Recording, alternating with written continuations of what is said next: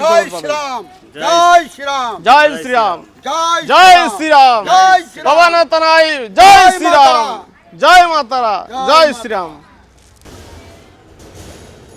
ধরো ধরো। জয় মাতারা, ভগবান ঠাকুর। বউ সাজো, ভালো করে আপনি কাজ কাছেন না, বউ সাজো বউ। তারাপীঠ মহাশ্মশানে এখানে দেখছেন একটা অলৌকিক দৃশ্য।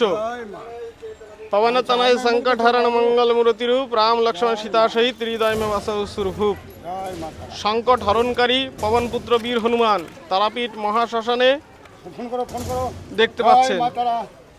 জয় মা, জয় মাতারা।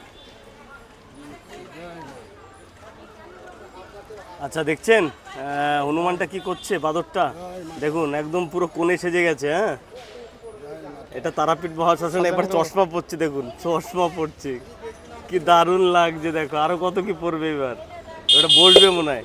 এবারে দেখুন বসছে,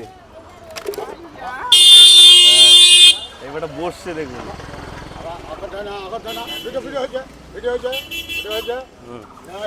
এবারে বসছে দেখুন,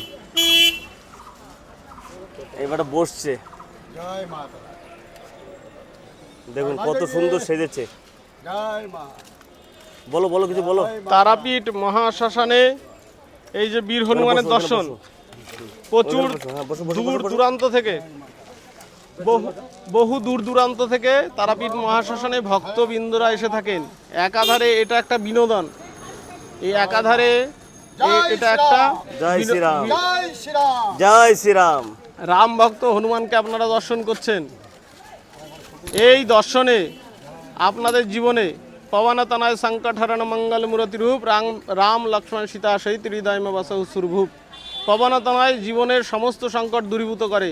আপনারা যারা এই ভিডিওটি দেখছেন আপনারা একবার পবন তনয় বীর হনুমানের নাম লিখুন এবং আপনার জীবনে এই তারাপীঠ সিদ্ধপীঠ শক্তিপীঠ থেকে আপনারা বীর হনুমানকে দর্শন করছেন এবং এই দর্শনের মধ্যে দিয়ে যদি বজরংবলী বীর হনুমানের নাম নেন তাহলে আপনার জীবনে একটি সুখবর আসতে চলেছে। আপনারা জয় মাতারা, জয় মাতারা, জয় মাতারা, জয় মাতারা। আপনার জীবন থেকে সংকট দূর হয়ে যাবে বীর হনুমানের আশীর্বাদে। যখন অর্জুন কুরুক্ষেত্রের ময়দানে যুদ্ধ করছিল তখন তার যে রথের ধ্বজা, সেই ধ্বজার মধ্যে বীর হনুমান বসেছিল এবং এই বীর হনুমান থাকার জন্য অভেদ্য হয়ে গিয়েছিল তার রথ। সেই রকম আপনার জীবনে আপনি একবার বীর হনুমানের নাম নিন, আপনার জয় মাতারা, জয় মা। বিজয় রথ আপনার জীবনে শুভতা নিয়ে চলে আসবে এবং আপনি একটি খুশি খবর জয় পাবেন। শ্রীরাম, জয় শ্রীরাম, জয় শ্রীরাম, জয় জয় শ্রীরাম, জয় শ্রীরাম। পবন তনয় জয় জয় শ্রীরাম, মাতারা। জয় মাতারা, জয় শ্রীরাম।